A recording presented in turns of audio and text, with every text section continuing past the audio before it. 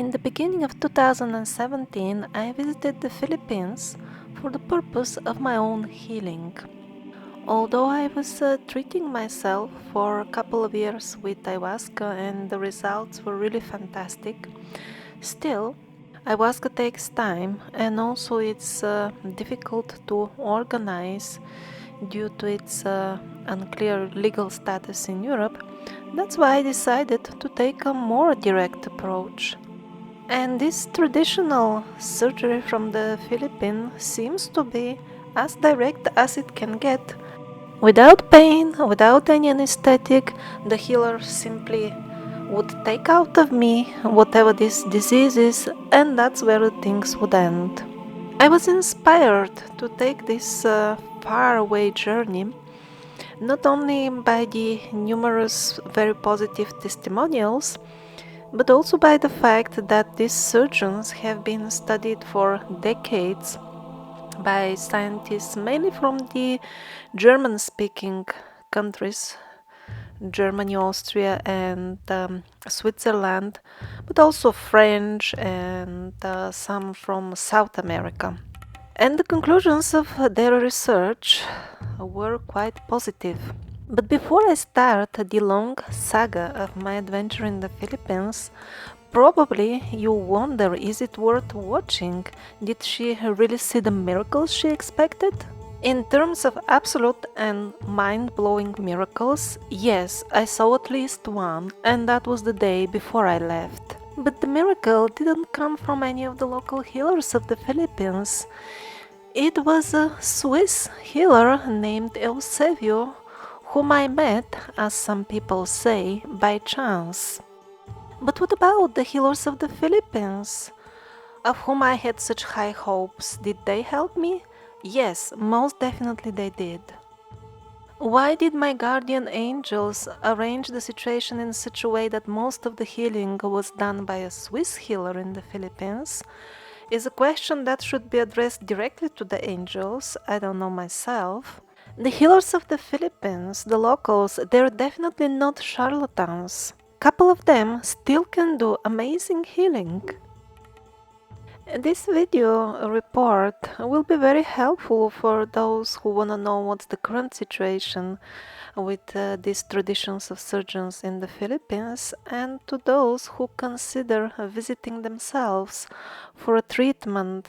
I will really try to give them a very good idea of what they should expect and what they should not expect, because most of the other resources that are available on internet, the popular resources, are quite vague on this point, or they are very much outdated because the situation has changed a lot during the last few decades.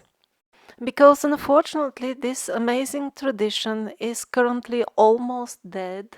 There are just a handful of healers left, or even less. Most of them departed due to old age, or nobody knows where are they.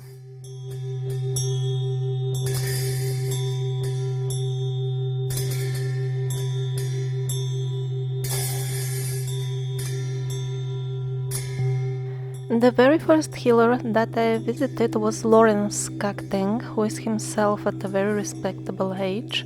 He works in a team with Wilson Tempic. Basically, they work simultaneously on you, and I received a very short treatment, much shorter than I expected. I didn't feel any result right away because also of all the hurry and the conversations, but once I got back to my hotel and had an opportunity to lay down and relax a little bit, I felt profound energetic difference in my body. And then that very same evening, I was lucky to get an appointment and treatment from Arsenia de la Cruz, the daughter of one of the most famous psychic surgeons in the past. Although Arsenia doesn't do this psychic surgery with blood herself, she does very powerful energy work. The results were pretty strong, could be felt right away. Maybe I could compare them to probably being 50 times stronger than the strongest Reiki treatment I have ever experienced. What does it mean exactly that these two healers did a powerful energy work on me? This is not at all abstract. I will tell you what were the results very precisely. Literally by the end of the day, I felt an enormous relief in my heart area. As far as heart diseases, everybody has them in my family from my father's side, and I am after my father, and we all have the same symptoms, heaviness, piercing pain as if we're stabbed with a knife. Fortunately, that's occasional, but what is constant is this heaviness. Practically, I haven't been able to sleep on my left side since decades. But after these two treatments, I felt such a lightness. First, I experimented and laid down on my left side for a long time, and it worked. Much to my surprise, usually I can't even do that. And then I slept on my left side just to uh, believe the unbelievable. And now it has been over a month since this treatment, and the situation remains the same. I wouldn't say my heart area is completely cured, definitely not, but there is a tangible difference and it didn't fade away. The other benefit of these two particular treatments was that before them, for let's say a couple of months after the Italy expedition, I had a very sharp pain in the lower back every morning when I wake up, and I would need, let's say, half an hour to fix myself. And be able to get up and move. That was completely gone after this first day of treatments. No trace of it left even, and it is like this till date. So now some of you are probably thinking, energy work. We want to hear about the miraculous surgeries. Well, so did I. And Lawrence Kakten performed something like that on me. I was not allowed to see it, and my boyfriend was not allowed to film it, but was allowed to see it. And it didn't look anything like what you see now on the old footage. This was filmed in the Philippines a few decades ago by the scientists who were researching the phenomena. It looked like this. Now again, this is not Lawrence Kakten working, this is somebody else, but all the surgeries that I witnessed during my trip were of this type. Everything was happening, at least in the visible spectrum, on the top of the body. One would never see the body really opened like on the old surgeries. You could see really the anatomy inside or objects coming from inside like visibly.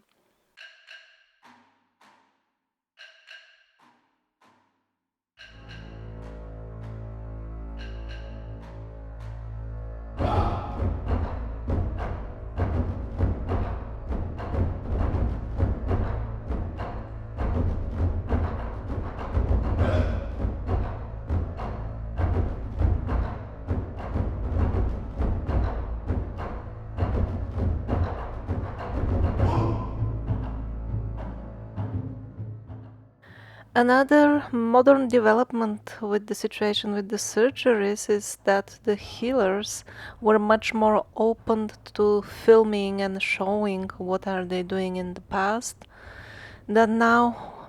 And basically one can't even study the phenomena anymore nowadays because one is often not even allowed to get close, to watch, to film. This is some of the old footage, of course. I really don't know if anybody can still do this old style of surgeries anymore. The people have changed so much and so fast. And as far as the surgeries that you can witness nowadays, those that take place at least visibly on the surface, like this one. Some people believe in the interpretation that it is actually the spirits who are doing the surgery inside, and then they're basically handing out the tumors or whatever the excess material to the healer, who picks it up on the surface and disposes of it. Now, I myself personally have chosen not to believe any interpretations, this or any other, simply because I saw too little. I didn't really have the possibility to study the phenomena to make any conclusions or believe in interpretations, but I can tell you why the people who do believe in this interpretation do so. The reason for their belief is that these healers are really genuine, or at least many of them. And they have most definitely healed many people from heavy, incurable for modern medicine diseases. This is beyond doubt. I have met such people on various continents. They are not liars, they are not imagining. They really have stories to tell of miraculous cure. And I'm not just believing the stories of others, I felt their immense healing powers myself. But as far as how exactly does the cure take place, for that I think there could be different perspectives. Also, I lived myself over 7 years in Asia, not exactly in the Philippines, but still in Asia, so I know the ways of the local people. The world is a bit different there. So there is no doubt that amazing healing is taking place, but how exactly? Now, unfortunately, sometimes only, people tend to gravitate towards simple explanations just to feel satisfied that they know what is going on. But in reality, the picture might be somewhat more complex than they want it to be, because we are dealing with things happening on astral level, and that is a sphere, a plane of existence that most of us have chosen to remain totally blind about. Now, if you're particularly interested in these curious surgeries, the most interesting part will be at the end with Eusevio, and for now I will continue my narration about the healers I met in the sequence I met them. And although I'm trying to avoid much philosophy, I want to make one point clear. It's about the so-called faith healing. Very often, this type of surgeons are called faith healers, and they don't seem to mind it. Even some of them call themselves in this way. And not only in the Philippines, because also psychic surgeries with blood are also performed in Africa and South America as well. I really want to assure you that all the energy work that I am telling you about is something independent from my imagination. I did not go to the other side of the planet to cure myself with my own beliefs. If it worked that way so easily, I would do it sitting at home. Although the original wisdom on the basis of which this full modern very simplified idea of you will get healed if you believe in appeared, unfortunately the original wisdom got simplified to such an extent that it almost lost its meaning. This phenomena, getting healed with your own belief, is actually well studied. It is called the placebo effect. Absolutely, and without doubt, it can cure terrible sicknesses. People dying from uncurable cancers and so on can be cured with the placebo effect. Just one small detail, it works some 10 or 15% of the time. Although the placebo effect rate can vary a lot for various sicknesses, it's very rare that it will reach over 20%, and that will be for relatively mild conditions. Now see for yourself what kind of success rate have the psychic surgeons. The first big study is made by Dr. Seutemann from Germany. She was studying 1,200 patients for 1 year after they were cured in the Philippines. And they found a percentage of 19% of positive healing. 19 or 90? 90. 90. There was a trial in Italy, and they were talking, it was tried for trickery. If there are results, so there can be trickery. If it is real what he is doing, but no patient is curing, so then he is a tricker, even if it is real. So the results, so there can be trickery. If it is real what he is doing, but no patient is curing, so then he is a tricker, even if it is real. So the question of reality of this in a scientific sense is not very important. Important for me were the results. So I was collecting results from the whole world, and I didn't find 90%, but it was very nearby, and I was selecting very difficult patients with an infaust prognosis from the official medical staff. So it was normally cancers with metastasis. And so I found that it was a really surprising results of this type of healing. So, in order to understand how such unbelievably good results are achieved, first of all, we should stop approaching the full topic as if it is some sort of circus. We should stop concentrating only on this spectacular part. How can you open somebody's body and see the inside anatomy without anesthetic and all that? Or another approach is to bring your limited understanding and from the very beginning try to prove that it is not possible. Instead of all this childish approach, let's do something wise, which is look at the phenomena in its entirety and, for example, start paying attention to things like how the people who perform these miraculous healings, regardless with or without surgery, how do they explain the phenomena themselves? It's even not to hear the voice, but it's in the mind. It's in the mind. So there is some guidance or Yeah, it's a guidance. Father is my guide. Guide. Yes. So he's guiding you in a way. Spiritual guide. So we could not do anything without the help of the guide. So I do that. I'm only an instrument. Do you have experiences with talking with spirits, or did your father talk with spirits directly?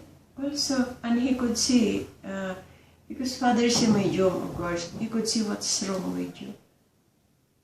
And Father could tell the future, but I don't. But I wish to do the healing, the heart. Yeah. Father was a non-believer before. He don't believe in this healing. That's what he does. But our grandparents are doing the healing already. So Father become ill, and then he could not. He told us that he could not go, he could not move, and then he hear a spirit telling him, "If you want to be healed, go to the chapel and have healing, but promise after that you will do the healing." So Father, of course, is interested to become okay. So they brought him to the chapel, and then after the healing, that's what they told us, he just sit down and as if nothing happened to Father. So that's the time Father started doing the healing. Arsenia is really an amazing healer that I can only highly recommend. She channels strong energy, the energies of her father according to her own words. And in addition, she's so simple and honest and open. And For example, Lawrence Cacting, he charges $75 for a relatively very short treatment, while Arsenia did much longer treatment and she didn't even ask for anything. It is all by donation. Then I went for another treatment on the next day, and after that I left Baguio. Actually, now in retrospective, I understand that I should have stayed a couple of more days and taken few more treatments from her, or maybe even Lawrence Cacting, although I found him to be somewhat too expensive for me. But at that time, I was still fascinated by idea of finding a healer who will just take out everything from me and cure me in one go. And also, I felt the urgency to simply run away from Baguio. The pollution and the traffic noise were just unbearable. And so next I headed towards the city of Urdaneta to get healing from the famous healer Ester Bravo. Taking images while the healing is going on is not allowed in her church, and that's why I'll be showing you only footage taken from the church outside of service hours, as they call it. The very first treatment that I received from Estrel was really very powerful. Finally, my main issue was addressed in the head. Just in a couple of seconds, she did just an amazing work. When I stood from the surgical table, this is the one that we see right now with the bottles of water on it. Immediately after the treatment, as if all the sickness was sucked out from 1/3 of my head, the right side where she did some work. It has been some 2 months already after this healing, and I feel the results till now. I think they're permanent. Yes, there was some strange feeling couple of days after the treatment. Not bad feeling, just the energies were moving around in that area, but that passed away and the effect remained. I stayed a couple of more days in Urdaneta to receive treatments, and I got one every day, once, even twice a day. But unfortunately, all the other treatments were shorter, and I did not feel any major improvements after them. Although I was having much more hopes than the very first treatment, and I was praying much more, which seems to be the most essential part of what she's preaching in her church, because she gives short service or sermon, not sure how to call it exactly, before every healing, maybe half an hour or maximum 1 hour of talk. I also requested an interview with her, and I was told to come the next day, 10 o'clock. And we went there and waited almost all day, and nobody came. But after a couple of days, during her talk in the church, she remembered that we were curious and decided to devote her speech in response to our interview request. And so she told us lots of stories from her life, which unfortunately I could not understand fully because of the language barrier and the fact that I was sitting on the back row. But I will tell you the gist of what I remember. Her childhood wasn't particularly easy. She had, I believe, 10 siblings. And during her school and university years, she had to take care of them. She would run back from school and then start cooking for them, then cleaning, and then washing all their clothes by hand, barely any time to sleep, and then she would run back to school again. She wasn't particularly religious or inclined to any spirituality in her younger age, but the story developed with her mother, who refused, I think, for 20 years to take shower or go out of the house, and behaved in somewhat strange manner. And then, together with her father, I believe they undertook some sort of a religious pilgrimage to solve this problem with the mother. And around that time, somehow it became clear that her mother will be cured if Estrelle vows to become a healer and help people, which she did.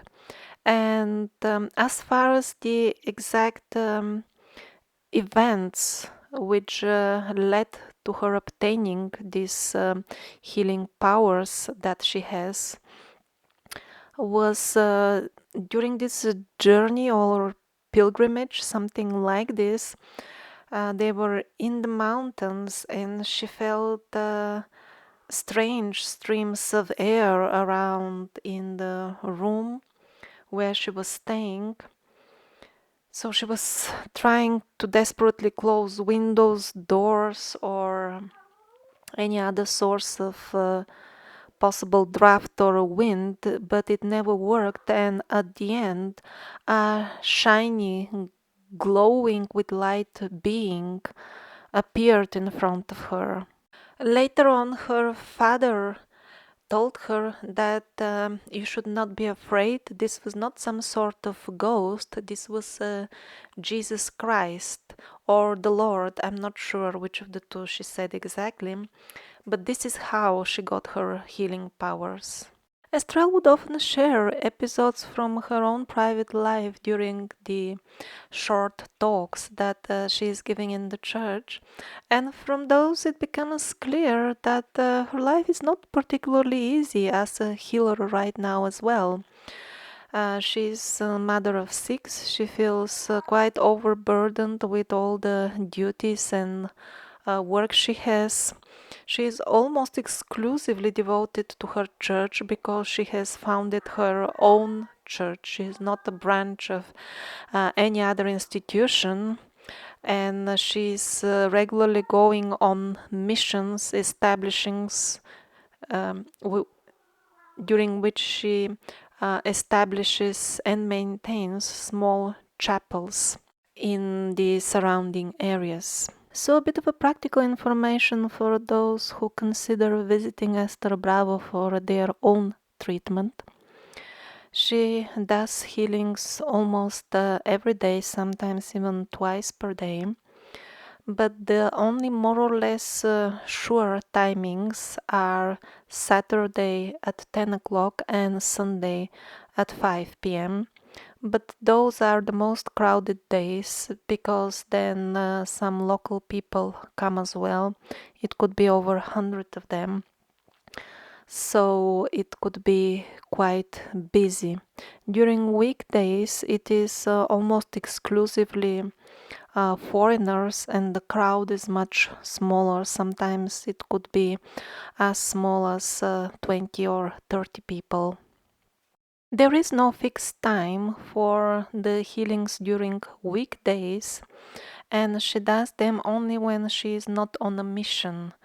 A mission means she goes to check the situation with some of the smaller chapels through which her church is expanding in the mountainous regions around. And those missions could be inspired by the Holy Spirit, in her own words, on a very short notice, like with a couple of hours advance notice. So beware that you may arrive there and that very same day she may leave for a week-long mission. This is possible. For example, during my own stay, she went twice on a very short missions, twice in a single week. And even when there is a healing, there is nobody to tell you when exactly is it gonna start. It is usually announced a few hours before it starts, and there is no official place where you can ask what is the latest update on it. So be prepared to spend all of your time waiting. Sometimes there could be even 2 healings during a day, and there is no way to even know when is it gonna happen. And when the time is announced, usually they would start at least 1 or 2 hours later than the announced time. But you never know. I heard that 1 or 2 times they even started on time. I find it hard to believe, but I've heard this from actual eyewitnesses. And then once it starts, it is a short speech in the beginning, and then she prays to the Lord out loud. I must say that this is the most profound and moving prayer I have witnessed in my life. With such a feeling, she prays for the well being and health of other people. I find it really remarkable. And from the way it looks from outside, this is exactly the time when she goes in trance. Her face changes, or at least this is the explanation that you can hear around. And after that, she starts healing each and everybody individually, which by itself takes a couple of long hours. Or when the crowd is bigger, it takes practically all day. So, as I said, it is waiting, waiting, and only waiting. Some people feel serious discomfort because of this. First of all, it's just 10 meters away from the MacArthur Highway, which is one of the busiest streets in all of the Philippines. It's right on it, pollution, noise, everything. Also, the sitting situation is with this small hard church benches. So some people experience discomfort because of this, but this at least you can do something. You can bring your own cushion. Other challenges are sometimes the extreme heat or the very high speed fans which blow right on your face all the time from a couple of sides. This itself makes some people sick. And this is not a particular problem just for this place. You will face it at many locations in the Philippines. Like usually air conditioning and fans would be used to make it a bit cooler and more pleasant. But in the Philippines, I have the feeling that they want to use it like to make, for example, their public buses to take off like rockets propelled by the strong blow of air. But of course, all these are minor and unimportant details. The main thing is what are your chances to get healed and how long is it gonna take? Since my stay was relatively short, just a couple of weeks, I was not able to perform any research and collect data so that I can tell you in terms of percentage what are your chances to get healed. But my overall impression, again unconfirmed by any solid data, is that the chances nowadays are much, much lower than the 90 or 95% we heard earlier from the French scientist. That data was collected years ago. People have changed a lot since then. The treatments that I received from Ester Bravo were relatively very short, just maybe a minute or two, something like that. And my personal feeling, again, I'm underlying feeling and not fact or data, is that if I would have received at least couple of relatively long treatments, like some people report that in the past they have been operated like half an hour by her. If I would have received this type of treatments and they were as powerful as the first one I received, I wouldn't be surprised if I would be healthy, completely healthy by now. But it didn't happen, of course. It's nothing that we can blame on her. She's doing her best.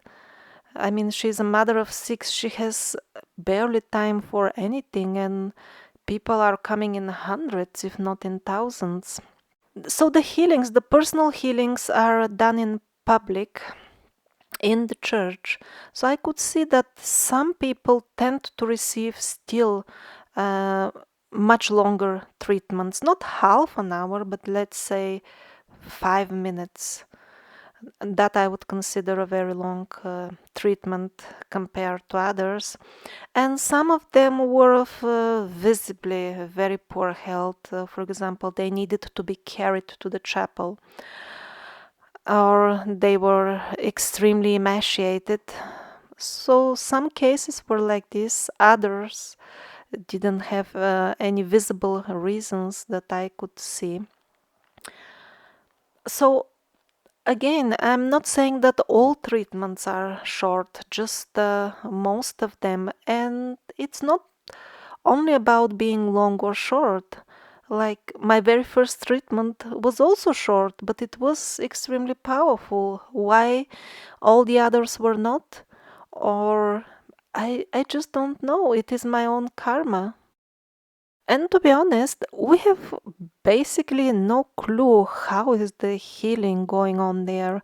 Apparently some spirits are working through her. What kind of spirits? I never got a chance to talk to her, to ask anything. Some patients reported seeing astral images of saints. Well, I didn't see any of that. Also, the spirits who heal, they have personality. Some of them specialize in different sicknesses. Others feel compelled to help different people more than others for we don't know whatever their own spirit reasons they have. And as far as the surgeries that Estrel performs, yes, you can see something red, you can see blood from far away, and you can go somewhat near if you have a friend who is being operated. But even when you're near, the situation is like this that basically you can't see much. So, yeah, what's going on with these surgeries? I have no clue because I cannot see. And so it is pretty obvious that Esther Bravo has chosen to do her healings exclusively within the Christian paradigm. It would have been interesting to inquire into the topic, for example, is she able to call the spirits of Christian saints and have meaningful conversations with them? But my general guess from what I heard of her preachings was that the way she gets her wisdom and the way she gets the interpretation of everything that happens around and what she does is by asking the questions in her mind and then opening the Bible and looking at this random place that she has opened for the answers.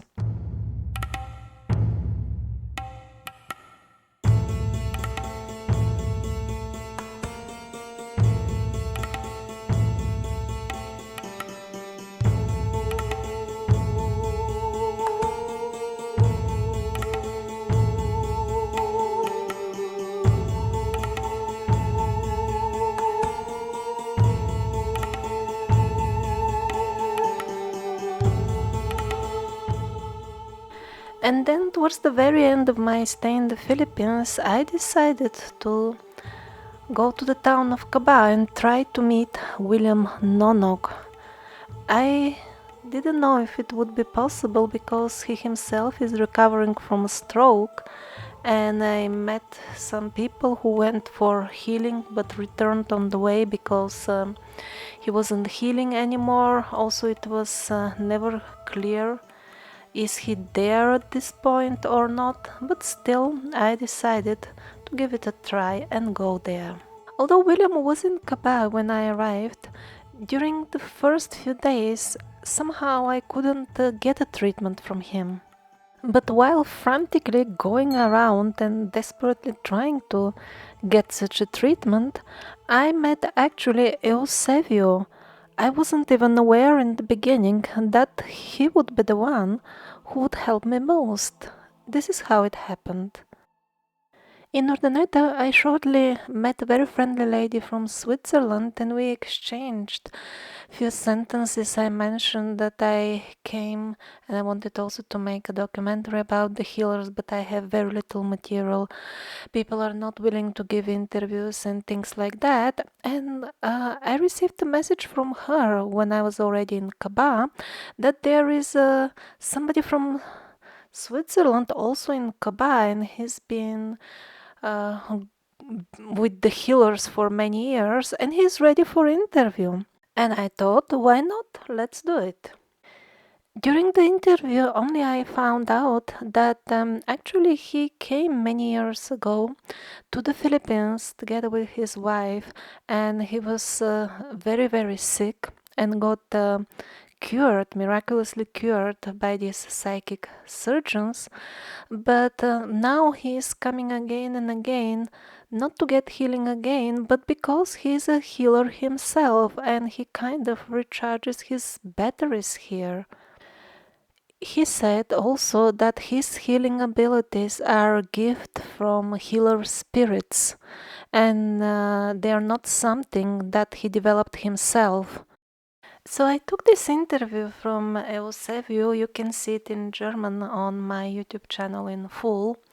And after that, we still continued waiting for William Nonog, who, of course, being Filipino, has a Filipino feeling of punctuality, which means everything is with an approximation of few hours.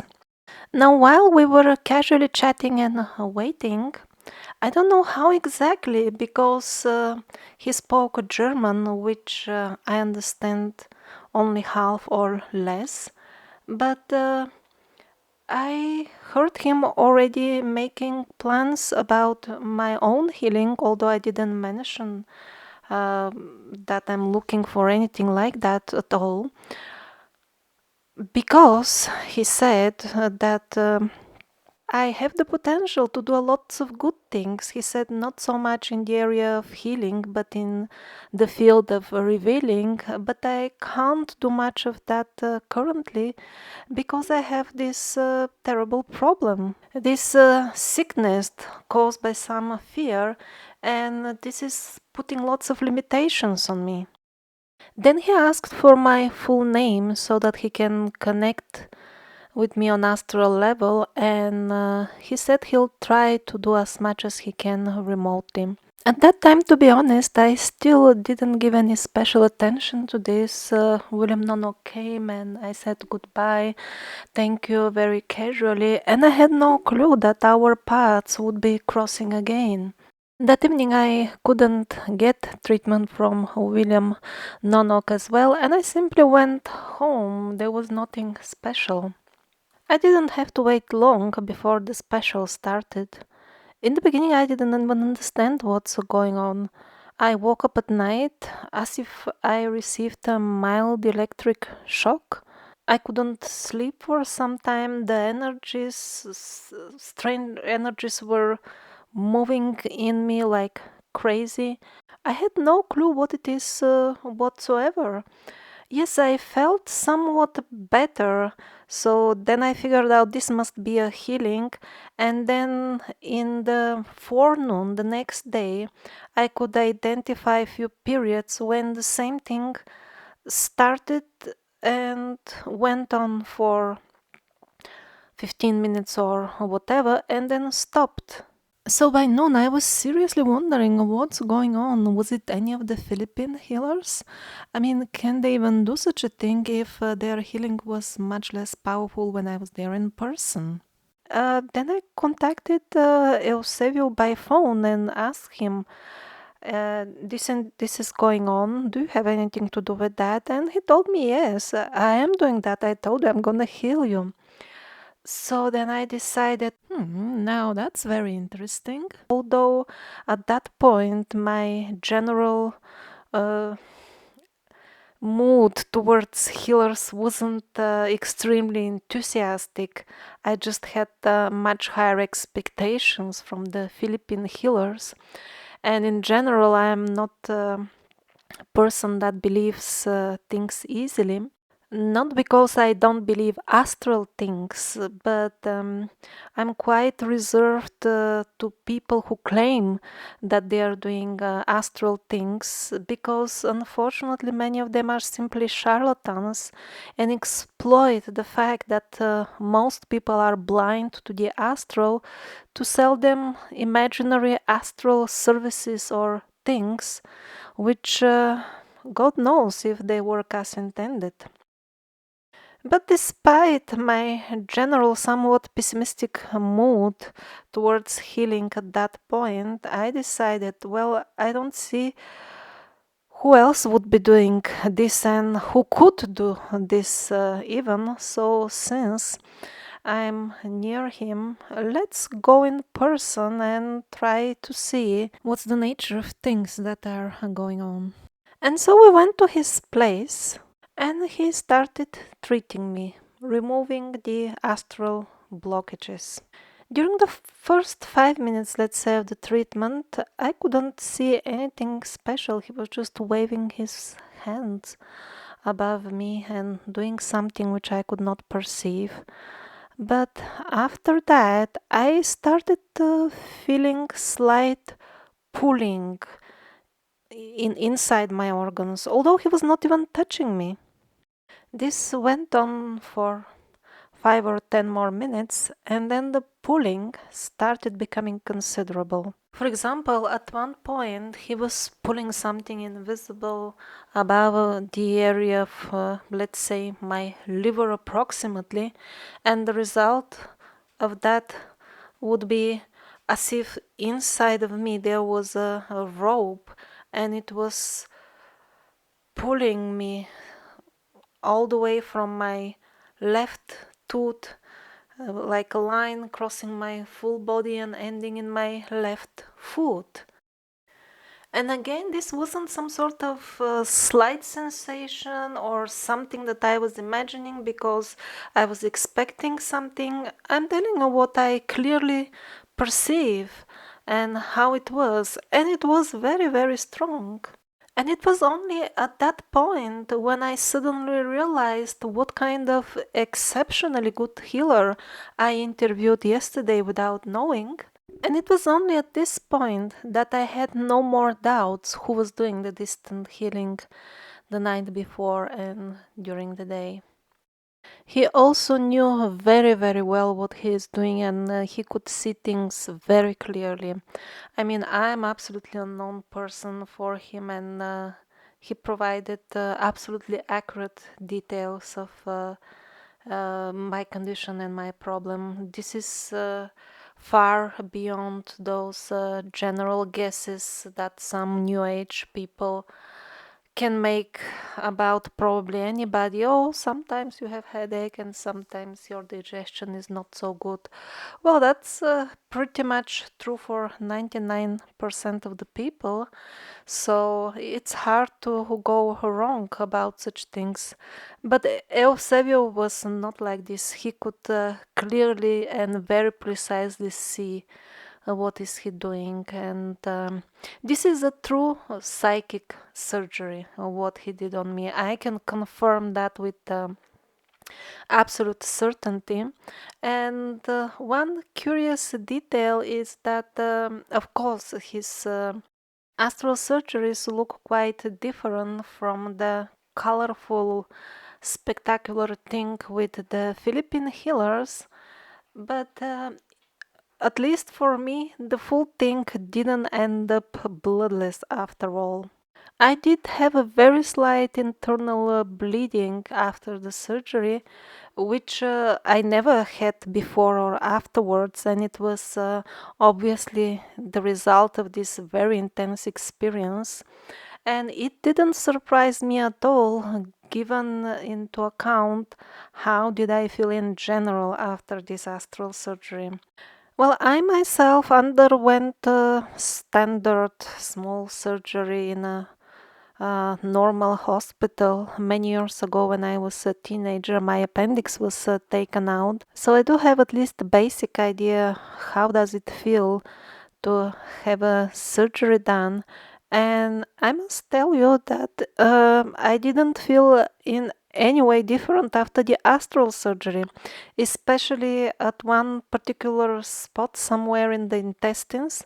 That was the spot where I felt strongest pulling during treatment. And in the few days following this treatment, I definitely had the feeling that I have a fully three-dimensional wound inside myself. Although the treatment as such was contactless, the changes of the flow of energies in my body uh, changed so dramatically within a short period of time that it's absolutely normal that maybe something was twisted inside me, maybe something healed wrong way from I don't know what, or maybe something was cut away or removed because it was not needed. I don't know what exactly was the change, but it was just this was a true miracle. I don't see how Eusevio is in any way different from the magicians that we read about in the fairy tales, for example. I mean, basically, that's what they do. They wave their hand in the air, they say a few magical words, and then things unexplainable for laymen like us happen. And this is what I witnessed with my own eyes. This was a true miracle.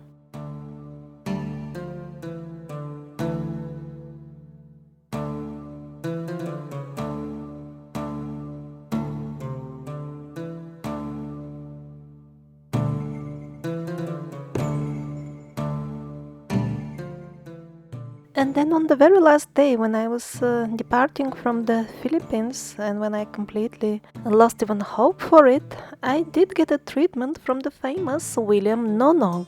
He did a very short, very, very short energy work on me. Very short and very powerful, I must say. I'm not surprised that he is such a famous healer. He deserves it. I can most definitely recommend him as a genuine, authentic healer belonging to a family with tradition in healing. But as with all the other healers of the Philippines, can we expect that somebody who is very sick and has been sick maybe for decades would get cured in 2 minutes? That's not very realistic, and I somehow still have the feeling that it is not that the local Philippine healers lack power. I think the treatments that they give nowadays are just way too short. Also, William Nonog, he gave me a full-length interview that you can see on my channel. William Nonog is very, very different from all the other Philippine healers that I met, simply because he lives mostly in Switzerland. I actually met him on a short break while he was recovering from his stroke in his homeland. And since Nonok lives mostly in Europe, he had the chance to get exposed to other paradigms besides Christianity, because the local healers, I put it in this way, that they have decided to heal within the Christian paradigm. Well, decided, but did they have even any other choice, any other paradigm?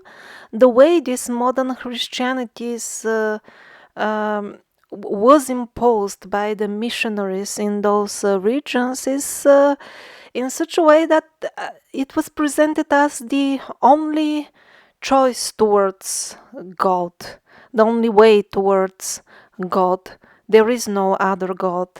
That's how they put it in front of the simple people, which, by the way, were obliged to listen to them because of the military power. And that's how it is till date. And the Philippines are such a country where the older traditions are almost absolutely erased. At least where I was, I didn't see any hint of them.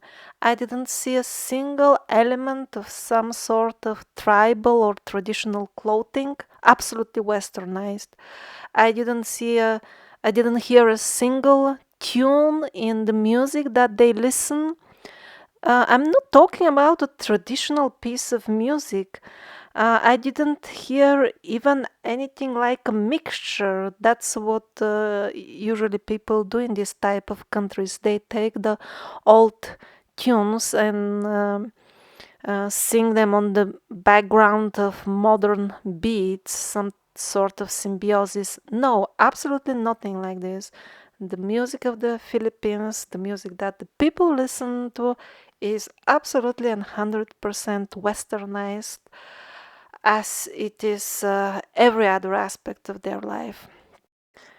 And so, when a local person would get the gift of healing from a vision of some sort of spirit that doesn't particularly identify itself by name and doesn't talk to them but gives them some healing power, they don't have much choice but to describe it with words and ideas from the only way towards spirituality that they know about, and that's Christianity. While William Nonog has been exposed to the paradigm of the New Age ideas, and this is the way he communicates with people, this is the way he presents things, and this makes it much more easier for us to relate to. But in spiritual healing is same as the body is an illusion. How did you become a healer? Okay. Well, it was a long story, no? I was young and I was 10 years old before I started to do healing. And it was my grandfather and my grandmother, and it was me. So it was a, we are, how do I say, um, my grandfather cut his own hand because he doesn't want to do healing. So it's a consciousness, no? So after that, the mother, no, the daughter, which is the mother of my mother, became a healer, and she wants also to give up her life during the war. That was during the war. My grandmother went to the front line of the Japanese, so they had to shoot her, of course, yeah, before she went to the front line, to firing line. And then after the Japanese left, just shoot the bullet out. She did not die, no.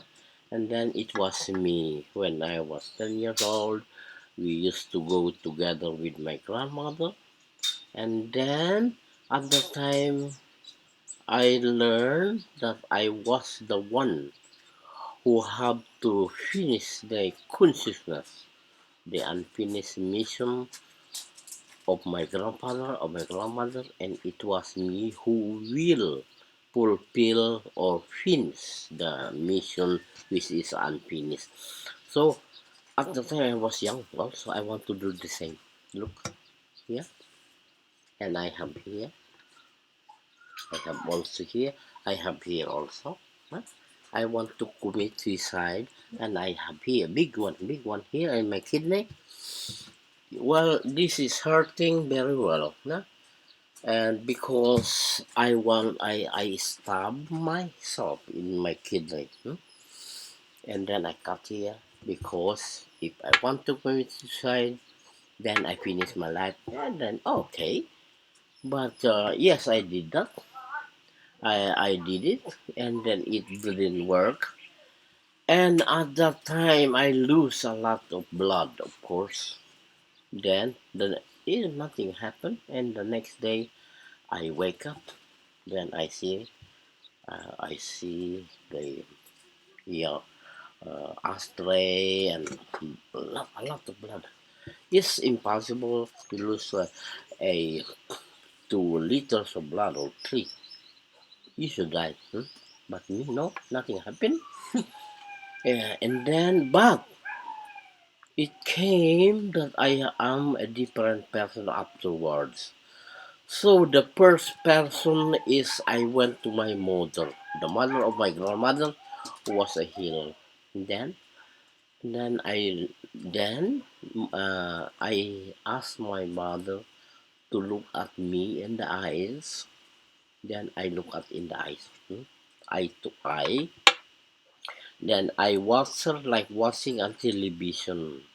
And then from her younger days, this is what happened to you, da da da da, da blah, blah, blah, blah, blah. And my mother said, "Hey, how do you know it? Yeah, just don't stop looking my eyes, and I will tell you everything." So my mother said, "Yeah, how do you know it?" I said, "I see it in your eyes." And then, well, my mother is not convinced, no? And then, yet is not convinced until the time my mother said, "Okay, what was the dress of your grandmother?" Because I did not see my grandmother died before, so the dress and everything. So I tell her, bring you dress her with this color, with that, that, that. And then my mother said, oh, it's all true. No? And then my mother said to me, if you will take the responsibility, you will have no peace. Well, I was too young to know what my mother said about peace, and then I said I take the responsibility until the time I was old enough. Then I understand what my mother say. I used to treat up there about 300 people, and I come down here driving with 90 people from different countries, from Germany, from Switzerland, from France. So let us say 500. Okay, I do that. Yeah? And then my mother said, okay, I cannot stop you. So then I remember what my mother said, that you will have no peace. Well, okay, I accepted it. Then until now I do a spiritual healing for 47 years. No? Which means I became to be a student of myself, and then a teacher of myself, and then became a master of this self, and then I became a master of myself.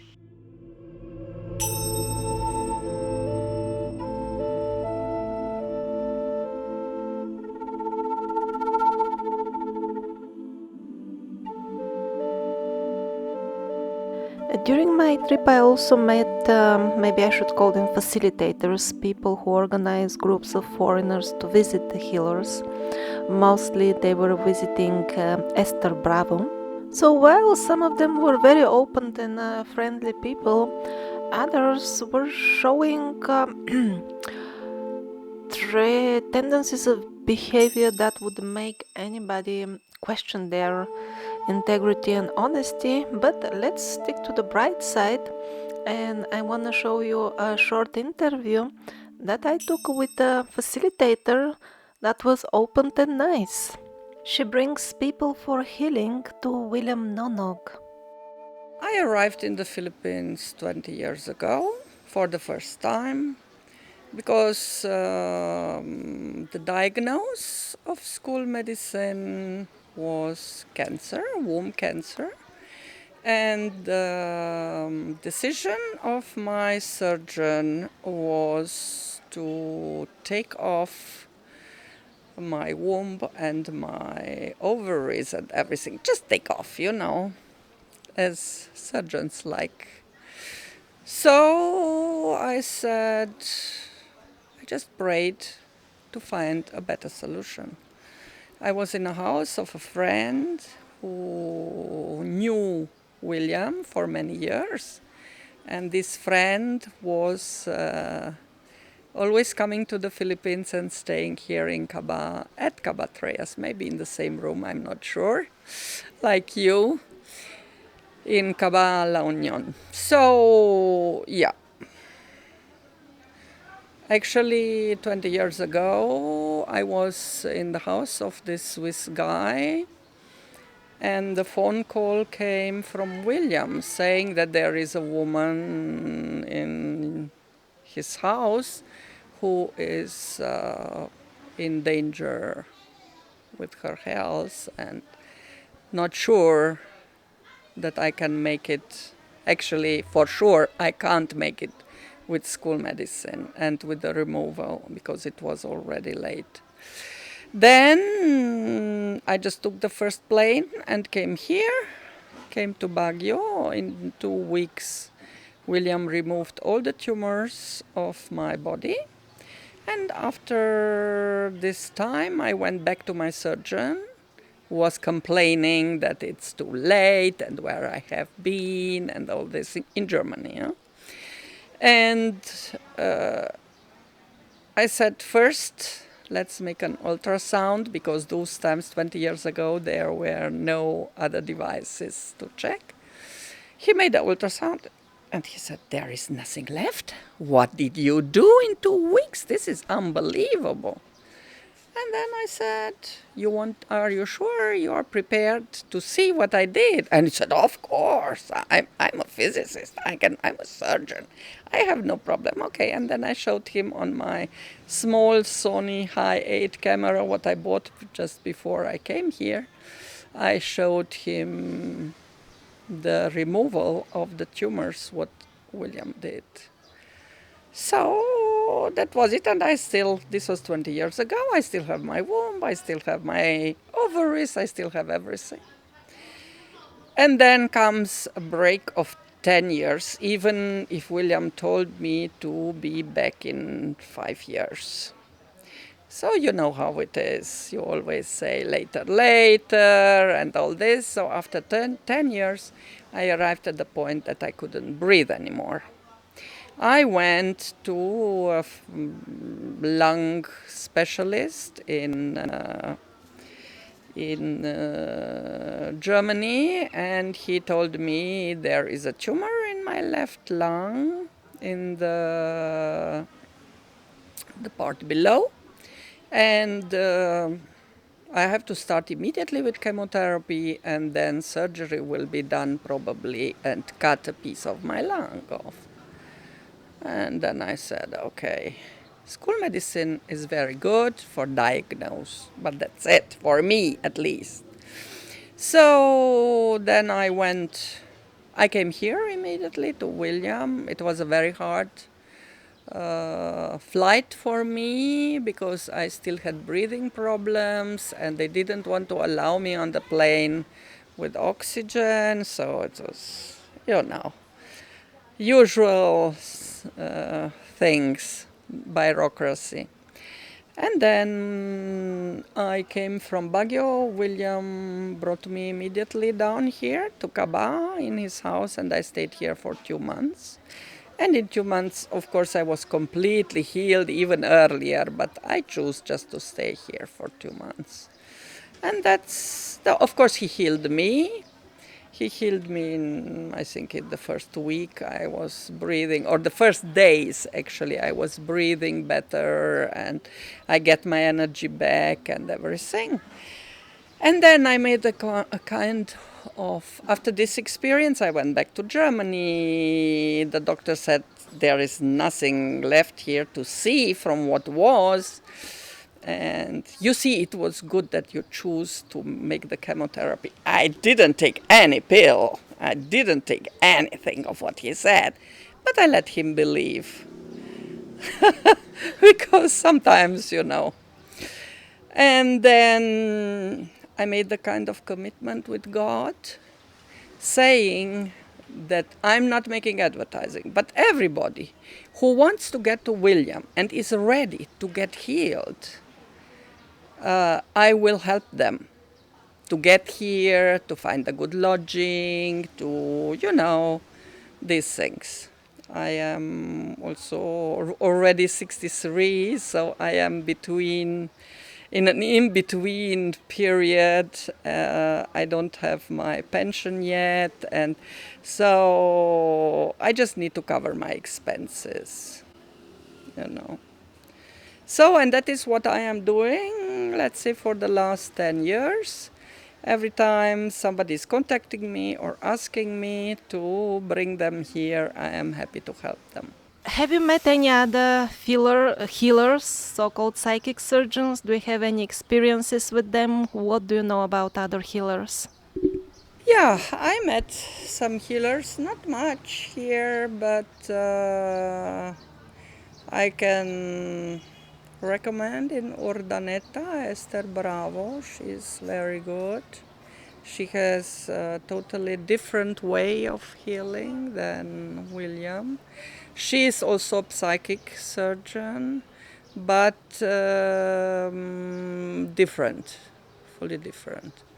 So you need to wait there for a long time, for hours and hours. It's hot.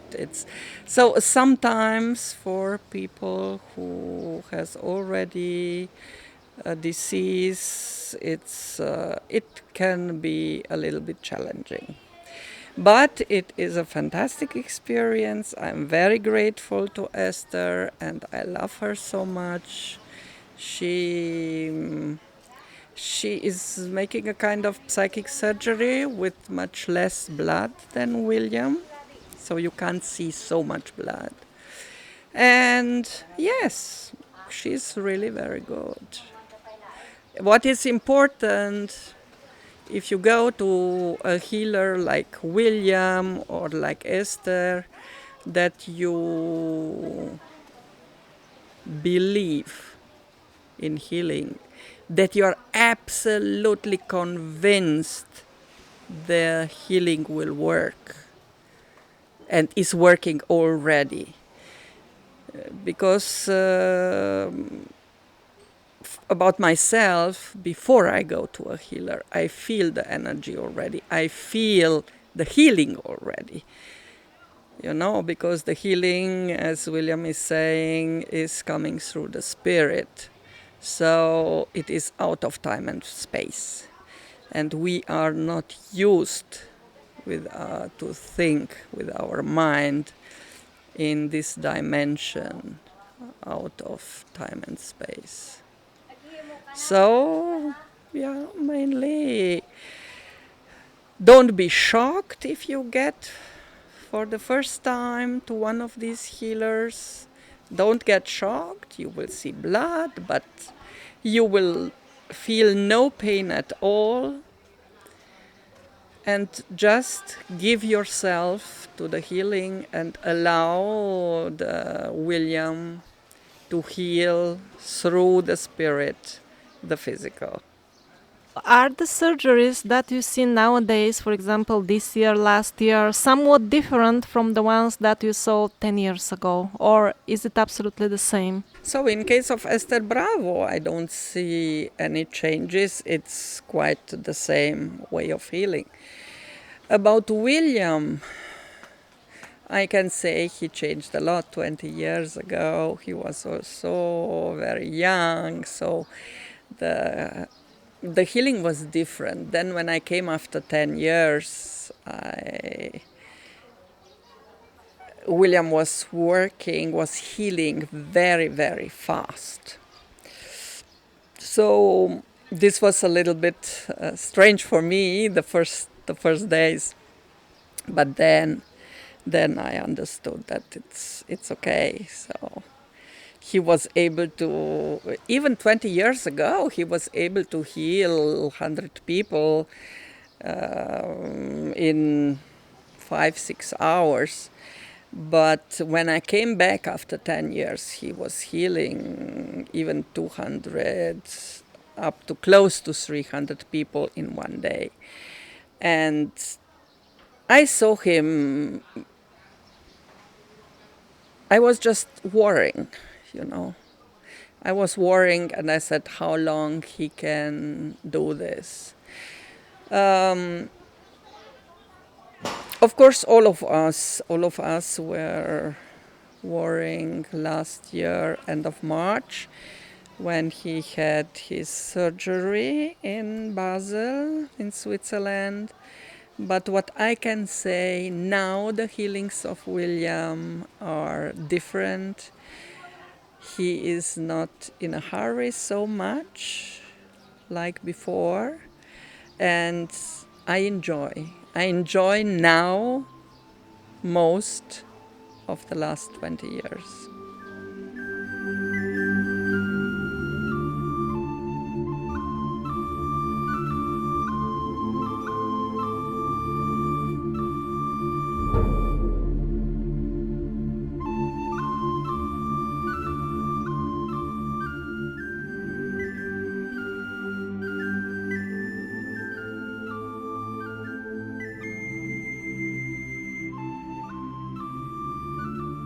When it comes to psychic surgery, one would often hear phrases like, those who believe in it will get healed, and those who don't believe, they can't get healed. The other variation is that if you believe in God that He will heal you, He will, and if you don't believe in that, you won't get healed. Yes, surely these are timeless, inspirational phrases, but for those who are seriously ill and really need help, need it urgently, this can be of sometimes very little practical application. Now let's see the practical application of these timeless, wise phrases. First of all, if you believe that God will cure you, He will. So if it was really that easy and simple, the religious people, and especially those who have very strong faith, they should be considerably healthier than the rest of the population of the planet, or why not even completely healthy? Have you observed anything like this? I personally haven't even heard about anything like that. Not at all. Religious people who have lots of faith and pray and all that, they get as much sick as every atheist actually. So why is that? Are the religions not telling us the truth? Actually, they are telling us the truth, but the problem is that when you take one single simple sentence and you isolate it from the full teachings, or you lose the full teachings in the course of centuries, and at the end you get only recent interpretations, you just lose the full story, and one isolated sentence unfortunately turns unpractical, although it is true in itself. Yes, having beautiful thoughts, always comprehending scenes of happiness that will eventually result in you having a completely healthy body and being absolutely happy. But this is almost unpractical to be achieved with the tools of the most popular religions nowadays, because the rest of the teachings have been lost. And even basic stuff is completely lost, like having good thoughts, godly thoughts. But what is the definition of good and evil? That is relative. Where do we get these definitions from? From our parents, who in their turn don't get these definitions from some sort of old religious books. Anyway, we don't have any such. We have some very recently written Bible. So the parents get these definitions from the society, from the people around, and eventually it boils down to the mass media, which in modern times is just yet another division of the army of the devil. It is same as if you wanna fly a rocket and you find in some manual the essential thing, how you start it. You press the start button. But then if you miss essential details, like first you have to acquire an actual rocket and you better know how to drive it and where are you going and what are you doing. If you are just enthusiastic about this one single point, press the start button and it will fly, and you try it with your elevator of your building, it may not give the desired results because you have missed the essential details around it. So sometimes doing only the essentials does not deliver the desired result at all. So pray to God and you will be healthy. Is this true? Absolutely. In the same way as it is true, the statement press a button and you will fly. Believing that God will cure you if you pray to Him can deliver effects and does deliver effects in some 10 or 20% of the cases, even when the sickness is very severe. Miracles do happen, but you don't need to go to any surgeons. You can just select some inexpensive and easy method at home and believe in that, or just don't do any method, just pray very intensely. And now the other formulation of the wise phrase: if you believe that a certain healing modality helps you, it will, and if you don't believe in it, it will not help you. The meaning is the same as with the religious formulation. It is just put into New Age language, but its validity remains the same. It helps in some, let's be enthusiastic, 20% of the cases. And this is something everybody should be trying at home before seeking any help from a doctor or healer. Select any natural, simple cure, put your belief in it, and try it. Pray hard. Get determined to get well. We should be doing this, definitely. It works in some cases. But the question is, what about if we are already seriously sick? We need urgent help. Maybe we are in pain or other serious problems, and we try this few times and it doesn't work. And then, well, then maybe the time has arrived for you personally not to be satisfied anymore with superficial and simple answers anymore, and start looking into details and spend some time understanding why this works for some people and doesn't work for others, in which cases it works and in which it doesn't. And then hopefully this will lead you to inquiring into the single most important and most practical and most useful thing in life. How do we influence the events around us with the powers of our thought? Because apparently we can. I mean, people just think that they can get healed of terrible cancers and all kinds of incurable diseases requiring surgery, risky surgeries and all that. You can find thousands of cases like this, if not millions. So apparently some people can do it, but how and why some manage to do it and others don't? And I would encourage you not to look for the answers in the very popular New Agey literature available on this subject, because most of it is highly speculative. It is not practical. It will give you again advices that don't work and boil down to the same thing: believe in something and it will happen. But go straight to the source. Go to the books of Jane Roberts, The Nature of Personal Reality, and Seth Speaks, because I have covered already many times in my videos. These are books that are confirmed.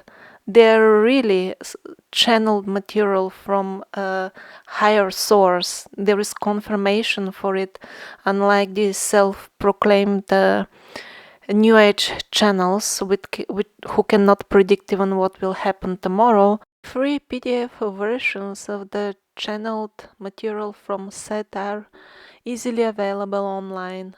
The teachings of Seth are not meant to replace your existing religion with another one. They will simply enrich your understanding in whatever you believe already.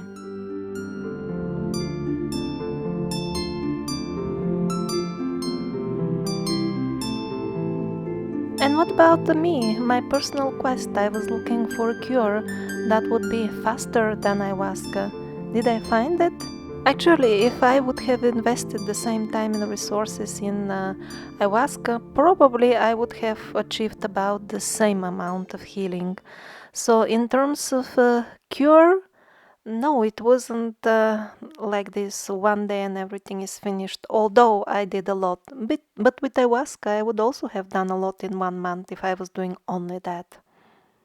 For me personally, the fastest way to get rid of one's miseries in life remains ayahuasca.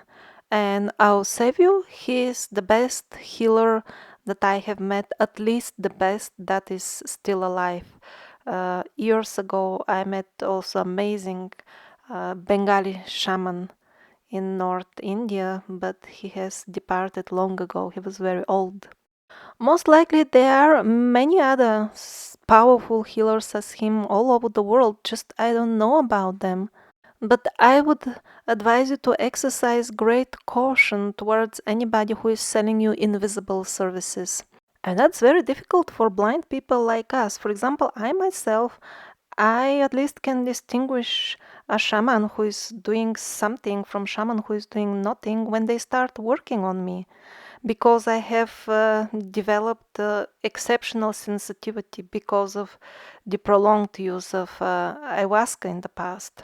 Other people are even more sensitive, or they are really psychics or mediums, as they call themselves. I don't consider myself within that category, but they can tell how much the shaman can do only by seeing him. But for majority of the people, it will be impossible to feel in real time what is the shaman doing or not doing, simply because they have not trained themselves. They don't know how to focus, how to access the astral planes of their own being. That is why they will feel the effects of the healing, if there is such a healing, within days or weeks and sometimes even months, when actually the astral changes materialize in the gross body that they can perceive very well. And that takes time, because this gross matter is much more inert. It's not as fluent and fast moving as the astral energies. Those move in seconds, while moving of the actual organs, that may take time, because the gross body only follows the subtle image. And this is what most people report after visiting the Philippines psychic surgeons or other real healers. Usually the changes would come in few days or few weeks and not immediately, as I feel it. And in addition to that, even the gross material bodies that we have can be very much different from one another, depending on our belief system and way of life. This type of things has been showing me ayahuasca, the great spirit of the Amazon, the teacher of the native people.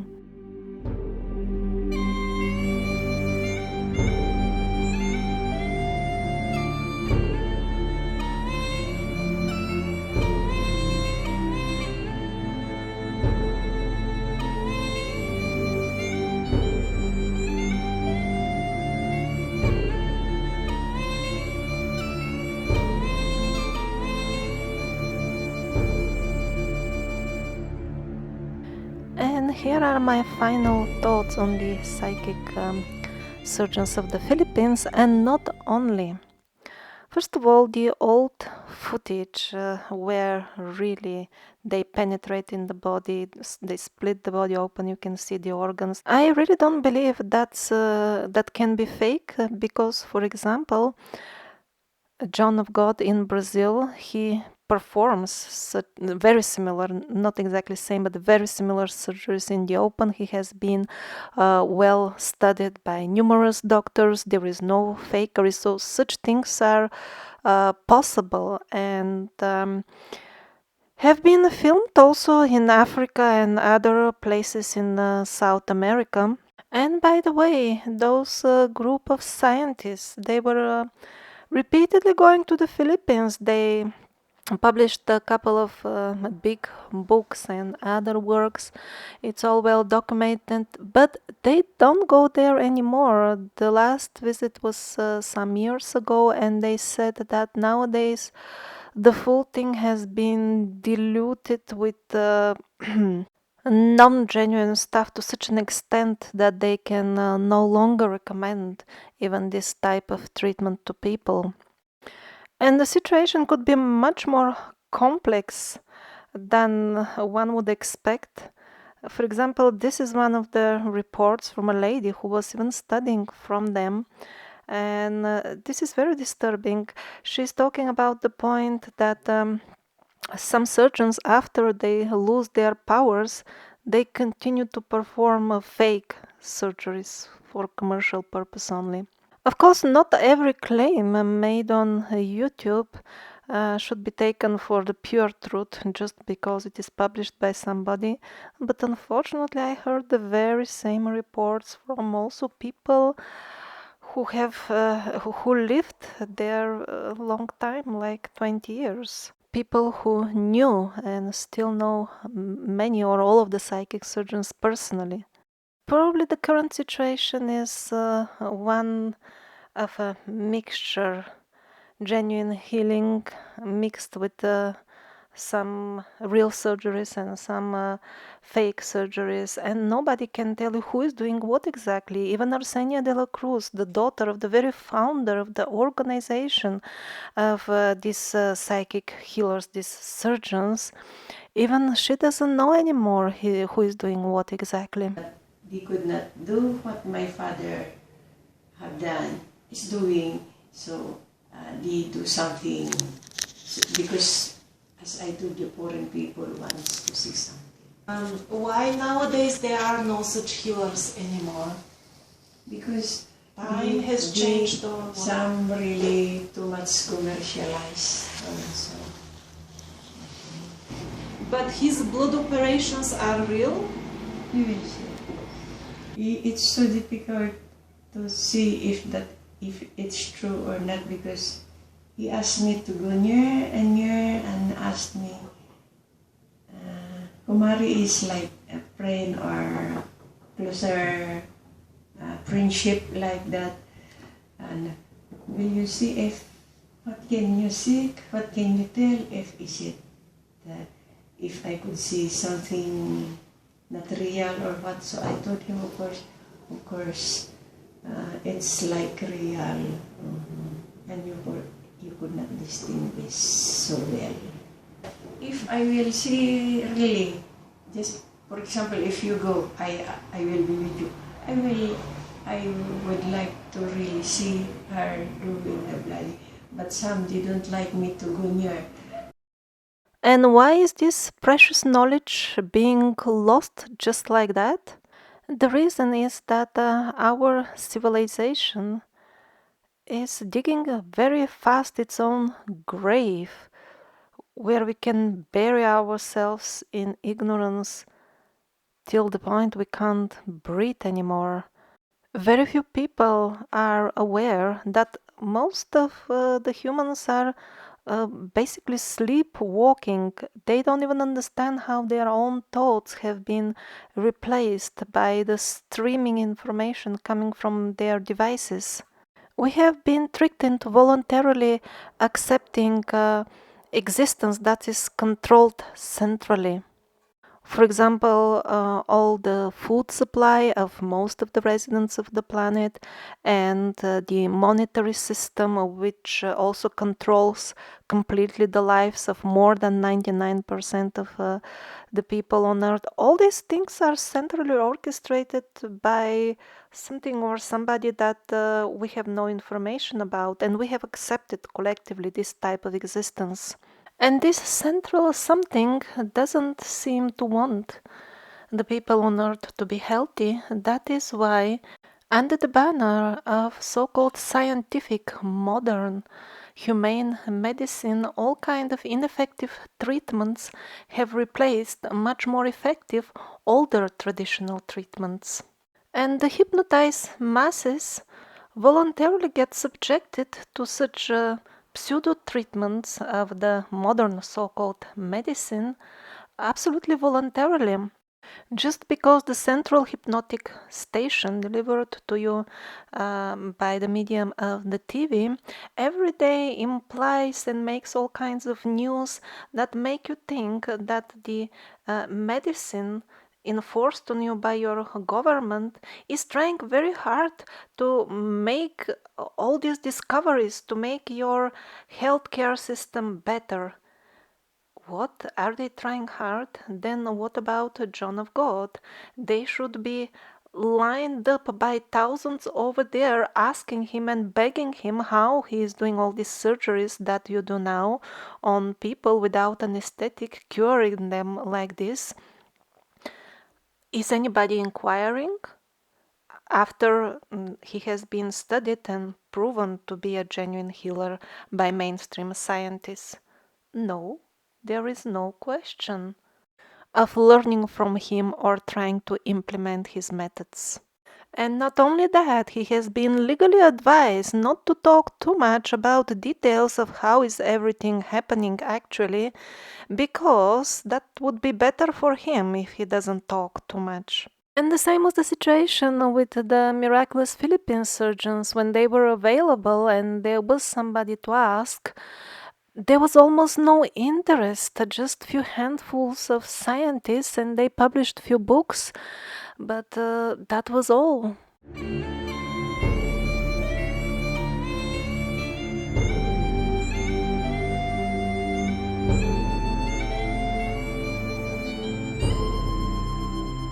And a few general remarks about the Philippines, especially for those who consider visiting. I've been pretty much all over the world, and by far, I must say, the Philippines are the least enjoyable place I've ever been to.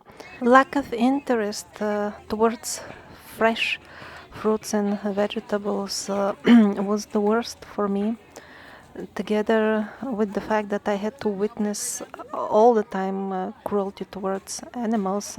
I don't mean the fish they are cutting, I mean alive animals.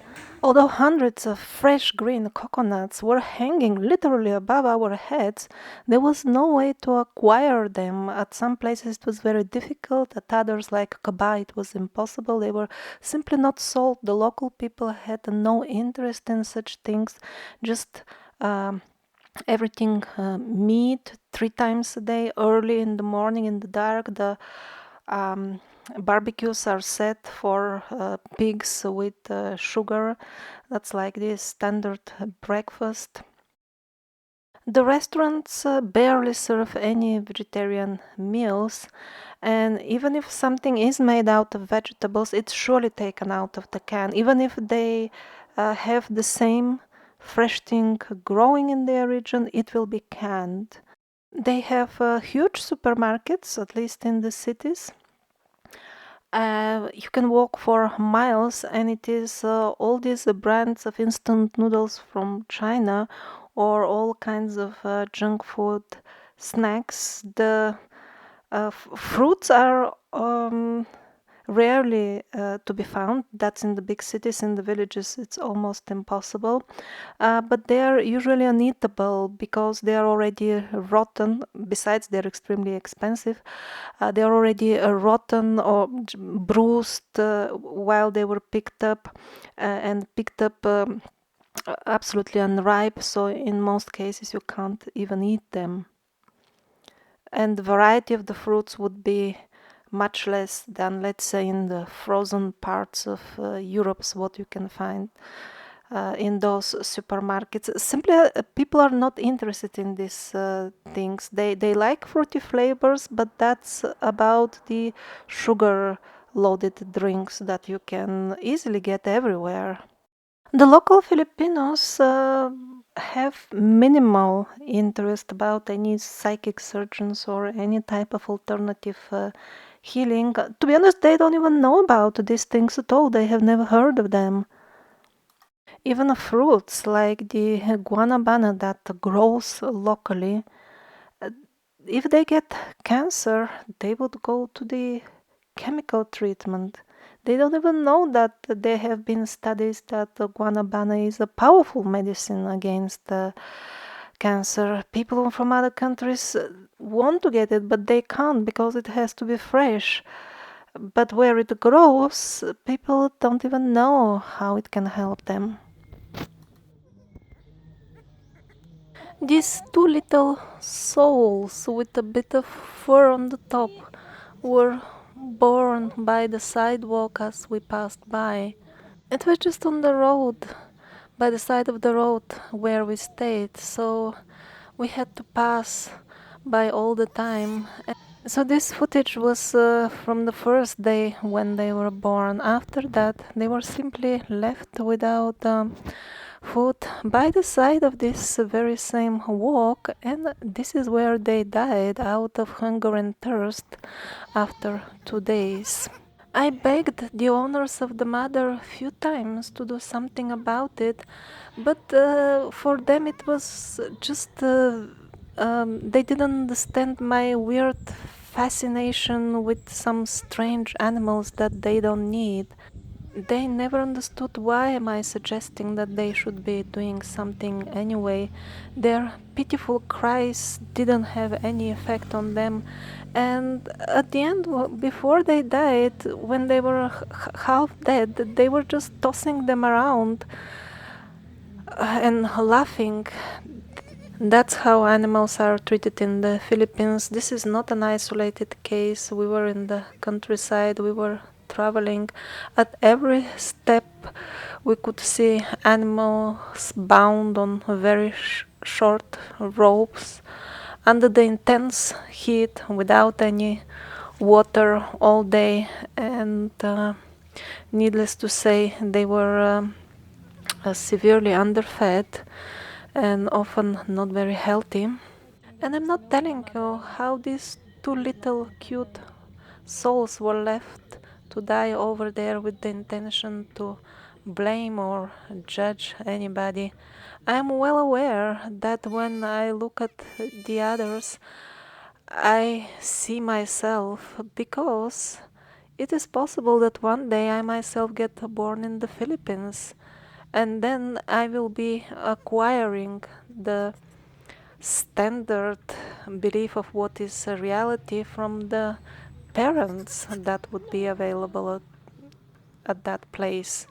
And I could be having the same definition of compassion as the owners of the goats, because that's what you get by default when you get born in this type of regions. It is not uncommon that people will remember their past life under hypnosis, and from those cases we can see how the souls don't get born in better and better situations, at least according to our standards, with each and every birth as they learn more and more lessons. No, souls that have been what we would classify as highly evolved spiritual in the past now have decided to take birth as pretty much ordinary people. So it seems to be quite a complex issue. Why would souls decide to take births in particular, maybe even problematic situations? But definitely my trip to the Philippines inspired me to learn my lessons faster so that I would not need to take difficult births, or at least not that many. Also, if you plan a trip, be aware that your mobility will be very limited unless you love spending hours in traffic jams with unbelievable pollution around.